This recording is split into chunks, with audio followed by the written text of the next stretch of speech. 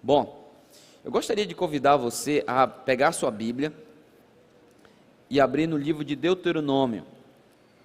Deuteronômio, capítulo 6.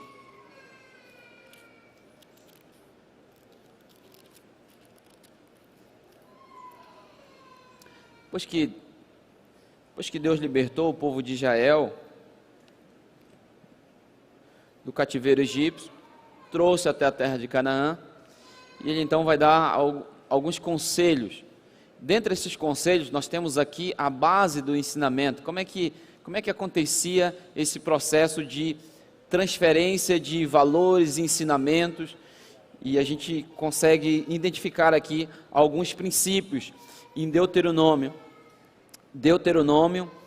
capítulo 6. Eu gostaria de ler aqui com vocês, de maneira mais especial, do capítulo 4 o capítulo 6, do verso 4 até o versículo 9, que diz assim: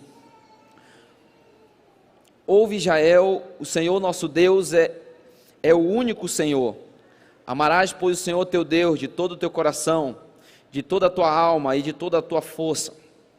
Estas palavras que hoje te ordeno estarão no teu coração, tu as inculcarás a teus filhos, e delas falarás assentada em tua casa, e andando pelo caminho, e ao deitar-te e ao levantar-te. Também as atarás como um sinal na tua mão, e te serão por frontal entre os olhos, e as escreverás nos umbrais da tua casa e da tua porta. Esse texto aqui, ele é bem interessante, porque olha o que Deus está dizendo aqui. A primeira frase aqui que eu destaquei é: amarás, pois, o Senhor teu Deus de todo o seu coração. Primeira coisa que Deus pede para nós, pais, é para que a gente ame o Senhor. É impressionante, né? Ninguém pode dar aquilo que não tem. Então, o princípio de um verdadeiro ensinamento está em nós primeiro vivermos isso na nossa vida. E aqui tem: amarás, pois, o Senhor teu Deus de todo o teu coração. Antes da gente antes da gente falar para que nossos filhos amem ao Senhor, nós precisamos amá-lo de todo o nosso coração. Aqui começa todo o processo. Ame o Senhor seu Deus de todo o seu coração. Olha que forte. De toda a tua alma e de todo o teu entendimento. E esse ensinamento deverão aqui, conforme diz o texto, né? Deverão estar em teu coração. Dê uma travadinha aí, se puder destravar. Esses ensinamentos estarão no teu coração. Veja se consegue me ajudar lá em cima, que deu uma travadinha lá. Eu acho que ele não está conseguindo ouvir. Pronto. Tenta destravar aí para mim, amigo, por gentileza. Isso. Agora vai. Amarás, pois, o Senhor teu Deus de todo o teu coração, de toda a tua alma, de toda a tua força. E estas palavras que hoje te ordeno, elas deverão estar em teu coração. E olha como é que seria o processo, né? E tu as inculcarás a teus filhos. E aqui vem o processo: assentada em tua casa, andando pelo caminho, ao deitar-te e ao levantar-te, percebe? E isso te serão por sinal na tua mão, aqui, a mão aqui, símbolo de trabalho, né? Símbolo ali relacionado à aceitação também. E te serão por frontal entre os teus olhos, ou seja, mente, aqui traz para a mente. Olha o quão profundo é isso aqui, ou seja, eu preciso amar a Deus de todo o meu coração, devo ter isso firme, viver isso na minha vida, e a partir daí eu preciso inculcar, ou seja, eu preciso passar isso aos meus filhos. E preciso passar como, pastor? Uma sala de aula? Não, aí não fala disso aí fala que a transferência vai acontecendo gradativamente, à medida da convivência, sentado à mesa, no momento que você vai deitar, no dia a dia. É interessante isso aqui, o processo do aprendizado, ele é automático. Você pode falar 10 vezes, mas os nossos filhos, eles vão copiar aquilo que nós somos, vão nos copiar, eles vão olhar o nosso exemplo. Como é que fala de honestidade para o filho? É sendo honesto. Como é que eu vou ensinar fidelidade para o meu filho? É sendo fiel. Como é que quero que o meu filho trate bem a sua futura esposa? É tratando bem a mãe dele. É uma transferência natural. Sabe, infelizmente, pegamos às vezes a religião e levamos para um determinado lugar, espaço, e achamos que a partir dali se faz um cristão. E quando a gente vai na Bíblia, a gente percebe que um cristão se faz a partir da convivência no lar. A família é a base. É na família que nós formamos cristãos, para o mundo, para a igreja, para a sociedade. A base é a família. É por isso que Satanás tenta destruir a família, atacar de alguma forma, porque ali está a base. Ali está a base do aprendizado, ali está a base dos ensinamentos. E é impressionante, né? E aí nós temos alguns exemplos na Bíblia, né? De transferência de caráter. Eu lembro dessa história de Abraão, né? E Abraão, a gente conhece ele como o pai da fé, não é verdade? E na mentalidade nossa, a gente imagina assim, Abraão não cometeu nenhum erro. Abraão era perfeito. Mas olha aqui um erro que Abraão cometeu aqui, nesse episódio. Ao rei Abimeleque, ele respondeu, né? Ele não assumiu Sara como a sua esposa, mas ele deu ali uma meia mentira, né? Não era 100% verdade, mas também não era mentira. Ele tentou dar um drible ali, mas foi reprovado pelo Senhor. Abraão respondeu: olha, pensei comigo, este é um lugar onde ninguém teme a Deus, e vão me matar para ficarem com minha mulher. Então você percebe que Abraão aqui está carregando medo com ele, e ele vai transferir esse medo para o seu filho. Você vai perceber na sua próxima geração. Além do mais, ela é de fato minha irmã por parte de pai, mas não de mãe, e eu me casei com ela. Então ele está aqui justificando por que ele havia mentido para o rei Abimeleque, do qual o Senhor veio em sonho para o rei Abimeleque e havia falado todas essas verdades, que deveria ter saído das bocas da boca de Abraão, mas ele não teve coragem de assumir. Ele não teve coragem de falar a verdade. De alguma forma faltou confiança aqui por parte de Abraão. E é interessante que, se a gente for analisar, Isaac cometeu o mesmo erro do seu pai. É impressionante isso aqui. Para o rei Abimeleque também. Quando os homens que viviam na região perguntaram a Isaac sobre Rebeca, sua mulher, ele disse: é minha irmã. O mesmo erro do pai, agora sendo transferido para o seu filho. Teve medo, percebe? O medo do pai agora alcançou o filho. Que responsabilidade nós temos, não é verdade? Quando a gente não vence algo, um pecado não vencido, um trauma, ele se passa automaticamente para a próxima geração, quando ele não é vencido. É por isso que nós precisamos entrar na audiência com Deus e procurar vencer as nossas lutas. Porque se nós não vencermos, elas passam de geração em geração. E agora, ele teve medo, a mesma atitude do seu pai, pois pensou: ela é tão bonita que os homens vão me matar por causa dela. Houve também falta de confiança. Se o pai não confia em Deus no momento crítico, automaticamente a tendência é do filho não confiar também. É impressionante isso. E os filhos de Isaac, o que acontece com ele, né? Vamos lá? Aí nós temos a história de Isaac, temos o filho dele, Jacó. O que foi que Jacó fez com o seu próprio pai? O que ele fez? Ele mentiu, ele enganou também. Ele queria a primogenitura e seria dado para Esaú. E o que ele faz? Jacó foi a seu pai e disse: meu pai. Ele respondeu: fala, quem és tu, meu filho? E respondeu Jacó a seu pai: sou Esaú. Percebe aqui a mentira? Veja, Abraão mentiu, Jacó e agora os seus filhos. Percebe o quanto que é sério essa questão da gente vencer as nossas tendências pecaminosas, aquilo que nos assola, nossos traumas. Isso aqui é muito mais sério do que nós podemos imaginar. O nosso caráter ele vai sendo transferido automaticamente para as próximas gerações. E os filhos de Jacó eram todos santinhos? Meu amigo, foi não. O que eles fizeram, né? Pegaram José, lembra da história?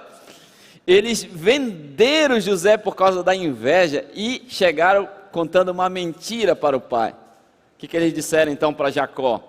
Um animal selvagem o terá comido, certamente José foi despedaçado.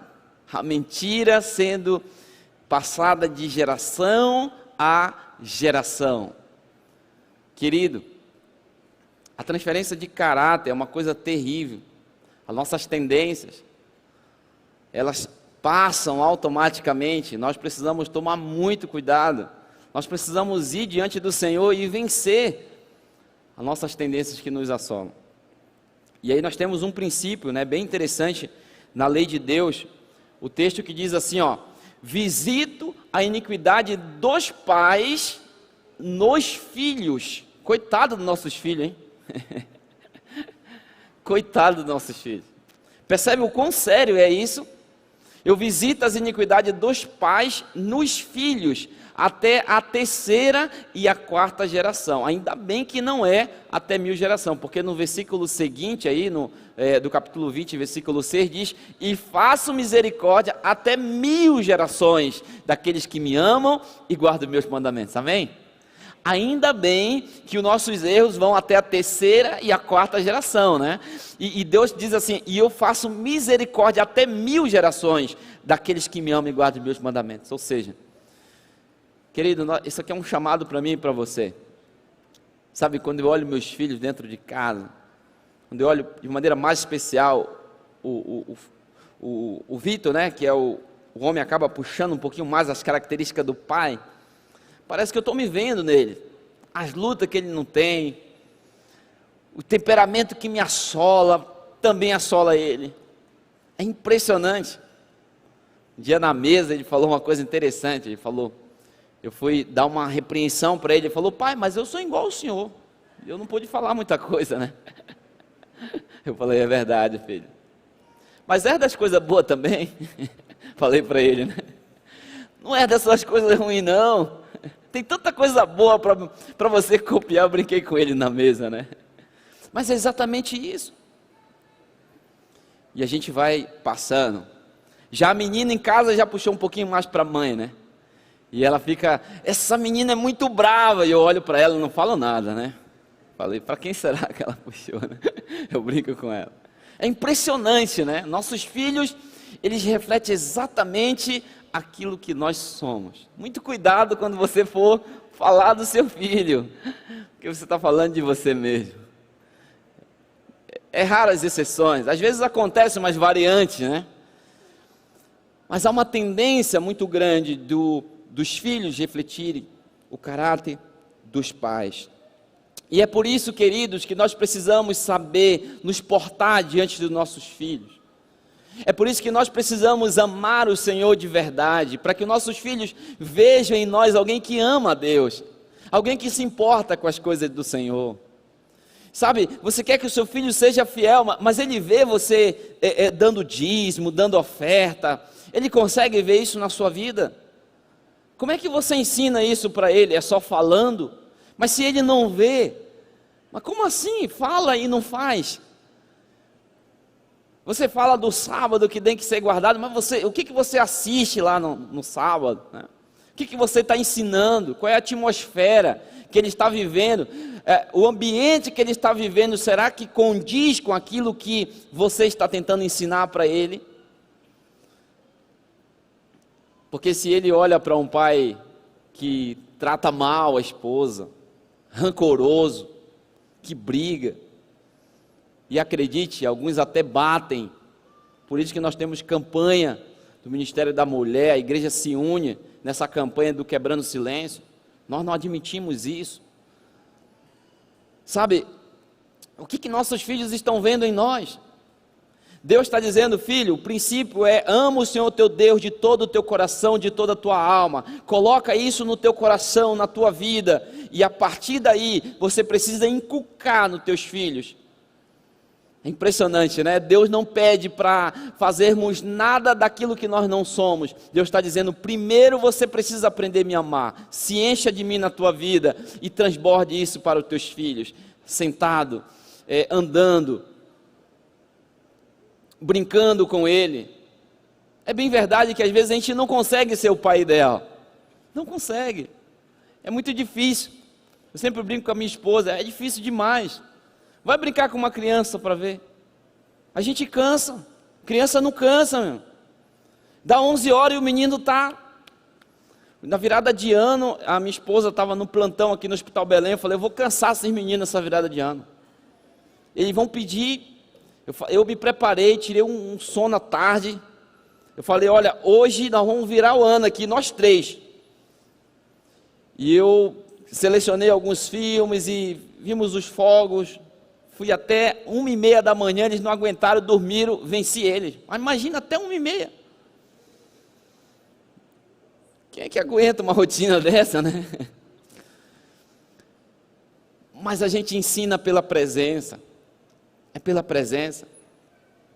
Sabe, os nossos filhos, eles esquecerão às vezes o que a gente fala, mas dificilmente eles vão esquecer aqueles momentos que a gente passa com eles, aqueles momentos que a gente tenta viver com eles. Meus filhos lembram de cada coisa que a gente não estava mínimo quando estava vivendo, mas são lembranças que vão ficando, e por meio desse convívio, você vai ensinando. Existe uma citação de Ellen White que ela vai falando justamente sobre essa necessidade de nós trabalharmos o caráter. Muitos dos que professam ser seguidores de Cristo estão negligenciando tristemente os deveres do lar. Não percebe a sagrada importância do depósito que Deus colocou em suas mãos, moldando de tal maneira o caráter dos seus filhos, que este tenham fibra moral para resistir às muitas tentações que são armadilhas para os pés da juventude. É em casa que a gente estabelece a base, sabe? E é muito bom quando a gente começa a ver os nossos filhos quando eles começam a viver um pouquinho dos valores que a gente tenta imprimir na mente dele ao decorrer da caminhada. Às vezes, quando eu estou assistindo algo com meu filho e ele vê um programa, ele fala, pai, isso aí está errado. E eu vibro com aquilo.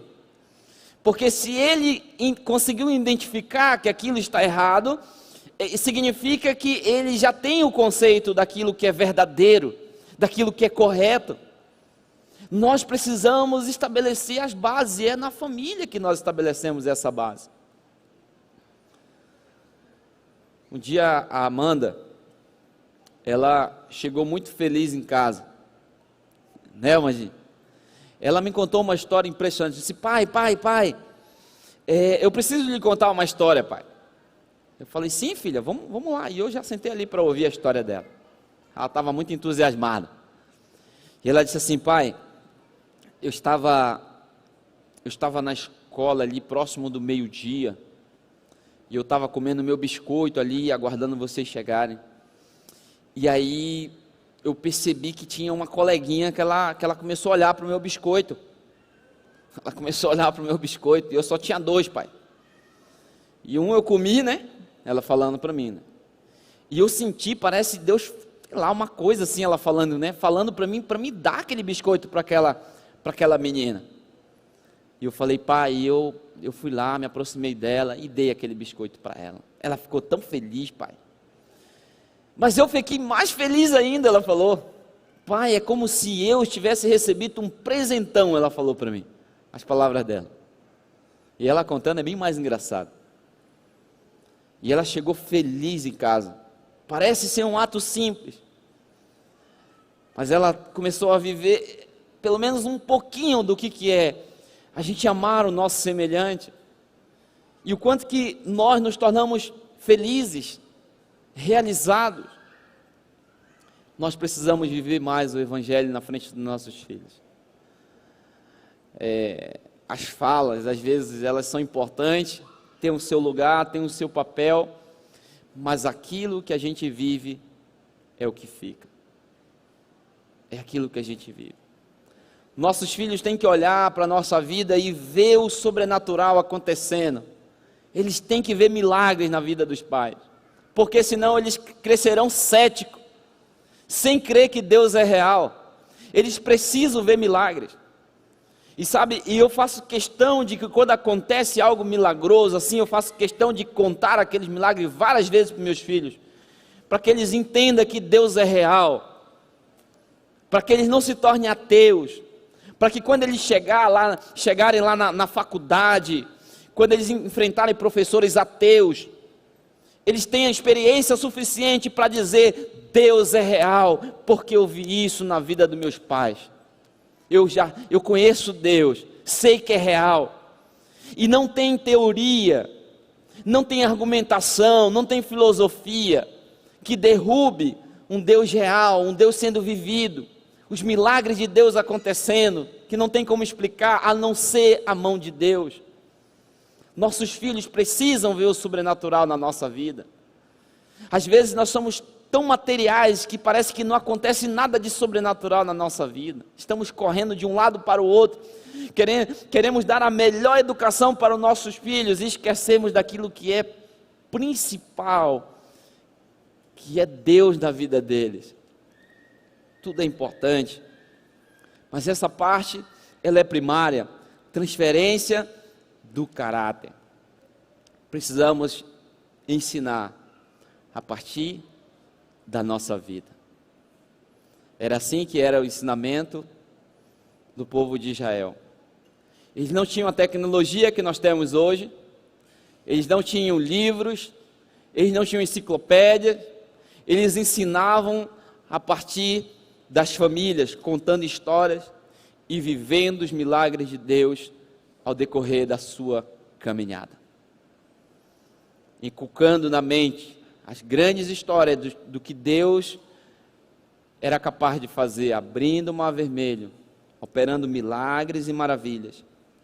E é isso que Deus quer, que nós fixemos na mente dos nossos filhos, que os nossos filhos vejam em nós pessoas que de fato estão com os pés na terra e os olhos no céu, que eles possam ver de fato em nós, homens e mulheres, que caminham em direção à eternidade, que viva por aquilo que é eterno,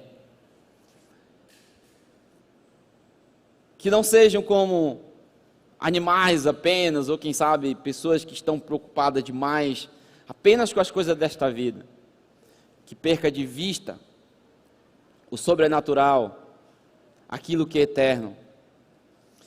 Eu gostaria de deixar essa lição aqui com vocês, e gostaria que você levasse essas palavras na sua vida. Hoje nós teremos também um casal que será batizado. Que momento especial, né? Que momento extraordinário. O casal, ele é a Marilene com o Varlindo. Eles vão entrar em breve aí no nosso tanque batismal. Eu vou pedir para que eles já entrem. Mas antes deles entrarem, eu quero já fazer um apelo desde já. Eu sei que toda vez que a gente fala em família, a gente olha assim e fala: pastor, eu não sou tudo isso, estou muito longe de ser isso aí. E eu até falei para minha esposa, eu falei: é tão difícil às vezes a gente falar de família, porque viver esses princípios também não é tão fácil. Ainda mais nossos filhos olhando para a gente, sabendo quem de fato a gente é, conhecendo todos os nossos pontos fortes, nossos pontos fracos. Quando a gente vai para a Bíblia, até parece que...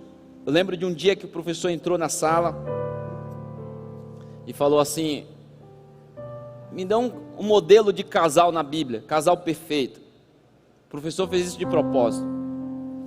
E aí os teologanos, querendo dar uma de que sabe de Bíblia, no início do teológico, começaram a dar exemplo. E teve um que falou assim: José e Maria. Aí ele falou assim: José e Maria esqueceram Jesus no templo.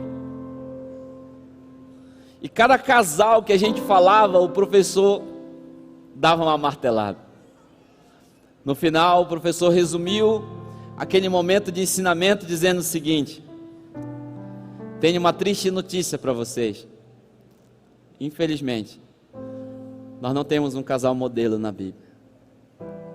Todos eles tiveram altos e baixos, mas a graça de Deus foi grande para com cada um deles.